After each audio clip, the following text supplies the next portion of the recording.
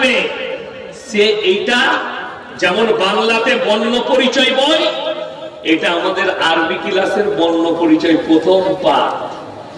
এই যাই পড়তে পারছে না, আলিফ বা তাসা আছে, পড়ছে আলিফ বে তেস, তার সাথে কি মুনাজারা করবো? গাল দিয়ে পালিয়ে গেল, 4 ঘন্টা বয়ান করলেন। আর আমার আব্বাজির সঙ্গে যে পড়েছিল, আমার আব্বাজি বললে আমার সঙ্গে আরবিতে 3 মিনিট থেকে 5 মিনিট কথা বলতে হবে স্টেজে। সে মাল আর আসে নাই, খেয়ে দিয়ে পালিয়ে গেছে মাঠে মাঠে। এর আমার বাপে। তা আমার আব্বা 5 ঘন্টা জলসা করেছে। কত বললাম? 10 ঘন্টা 2টো বক্তা জলসা করেছে সন্ধ্যে থেকে। ফজরের নামাজ পরে সোতারা বাড়ি গেছে, রাত কাটিয়ে দিয়েছে। সে জলসা আপনারা দেখেন। আজকে আমাদেরকে দেখছেন ভাইরাল। আমাদের পরবর্তী মাদ্রাসায় যে ছাত্ররা পড়ছে, ইয়াসিনের থেকেও দামি বক্তা তৈরি হবে, আল্লাহ করবে, ঠিক কিনা? তাহলে ইয়াসিন আর যারা ভাইরাল এই বক্তা রইল না, তার উপরেও হতে পারে। বড় কষ্ট লাগে, দুঃখ লাগে। আমাদের সমাজের প্রতি আপনি আলা চিনলেন না, যিনি সৃষ্টিকর্তা তার থেকে আলা কেউ হতে পারে না। ফিরাউনের নিচুড়ে রস বার করে দিয়েছে। নমরুদ ইব্রাহিম আলাইহিস সালাতু ওয়াস সালামকে আগুনে নিক্ষেপ করেছে। ইব্রাহিম নবী কার কাছে প্রার্থনা করেছিলেন? তাড়াতাড়ি বলুন। আল্লাহর কাছে, অন্য কারোর কাছে না, আল্লাহ। আল্লাহকে বললেন, আল্লাহ তুমি ছাড়া আমার কোনো উপায় নাই, তুমি তো আমার রব, তুমি তো আমার সৃষ্টিকর্তা, তুমি এই নমরুদ জালিমের হাত থেকে আমাকে হেফাজত করো। আল্লাহ আগুনকে হুকুম জারি করলেন, কুল্লা ইয়া নারু কুনি বারদান ওয়া সালামান আলা ইব্রাহিম। কোরআন, আগুন তুমি ঠান্ডা হও, আমার ইব্রাহিমের একটা পশমকে জ্বালাবার ক্ষমতা তোমার নেই। জোরে বলুন সুবহানাল্লাহ। জ্বালাতে পারে।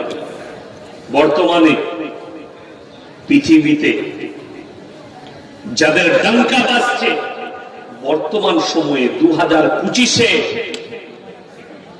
শপথ গ্রহণ করেছে Donald Trump, super power America, যার কাছে 4428টা পরমাণু বোমা আছে। পৃথিবীর অর্ধেক পরমাণু বোমা আমেরিকার কাছে, অর্ধেক রাশিয়ার কাছে, বাকি ছিটে ফুটা আছে। ভারতের কাছে 165, পাকিস্তানের কাছে 175, চাইনার কাছে 300, ব্রিটেনের কাছে 250, তুরস্কের কাছে 90, ইসরায়েলের কাছে 90। এইভাবে ছিটিয়ে ছড়িয়ে আছে।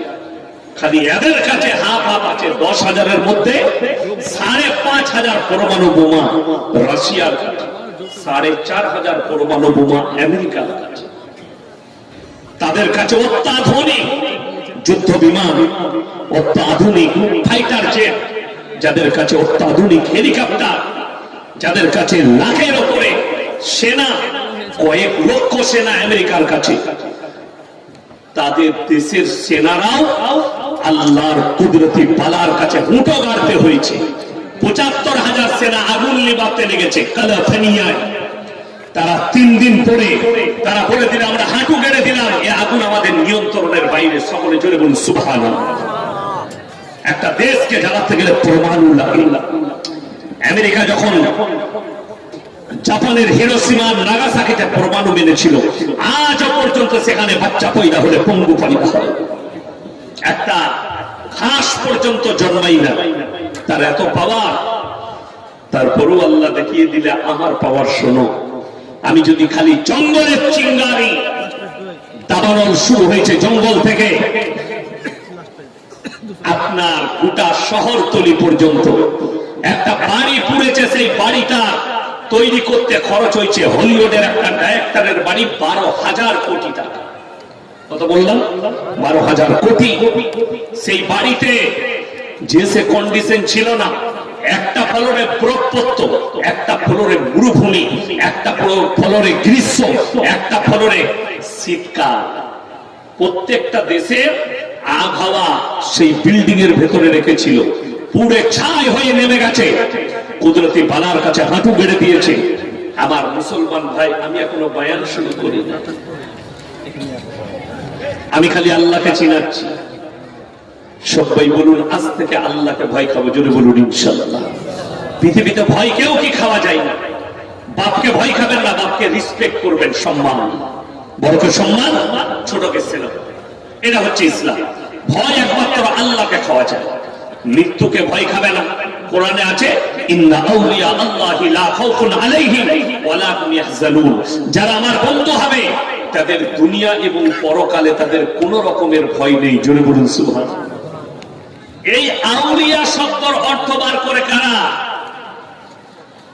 কিছু আমাদের দেশের ভণ্ড হুজুর আছে, তারা কি বার করে? ইন্না আউলিয়া আল্লাহি লা খাউফুন আলাইহিম ওয়া লা হুম ইয়াহজানুন। নিয়ে বাবাজির আল্লাহ বলেছে তোমরা ওলি আল্লাহকে ভয় করো। যা বুঝে এই আউলিয়া শব্দের অর্থ ওলি, ওলি মাননা।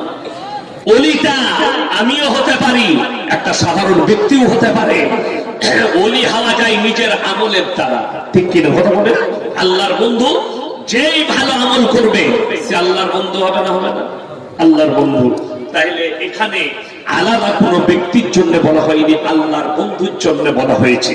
যারা আমার বন্ধু হবে তাদের দুনিয়া এবং আখিরাত কোন জায়গায় কোনো ভয়ের, কোনো টেনশনের কোনো কারণ নেই। এরপরে আমি বক্তব্য শুরু করব। এই যে কোরআন সত্য কিতাব না মিথ্যা? কথা বলেন সত্য। এই হাত তুলে বলুন আপনারা সত্য কিতাব। এটা বিশ্বাস করেন তো? সবাই বিশ্বাস করেন। আপনাকে বলে দিই, ভারতে 30 কোটি মুসলমান আছে, তার মধ্যে 10 কোটি মুসলমান আছে কিনা এর মধ্যে সন্দেহ আছে।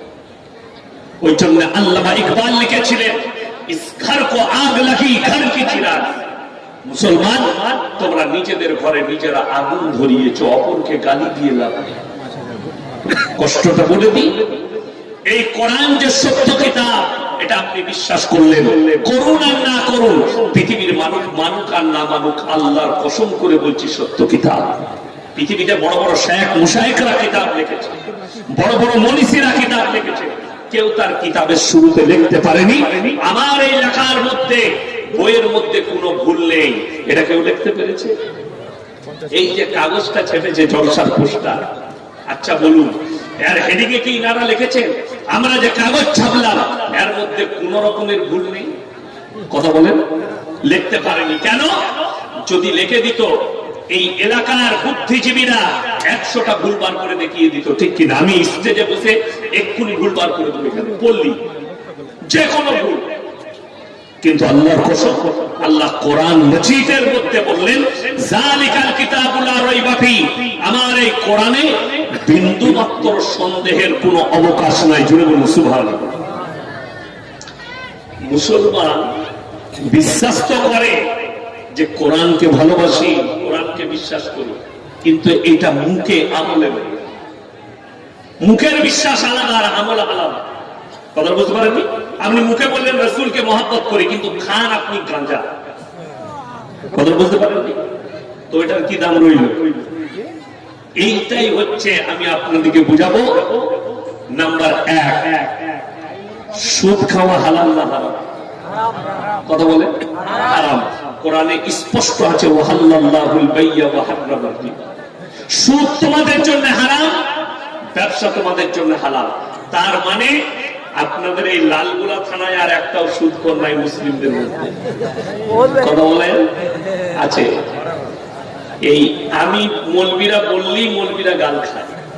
আমি আজকে বয়ান করে যাব, সকালবেলায় আপনার এলাকার চায়ের দোকানগুলো সুদখোর মাল কটা বলবে, আবে ওকে দাও, দেয় বাজে বলবি, বলবে না? বলবে না? ওই মাল কটা গাল দিবে আমি জানি।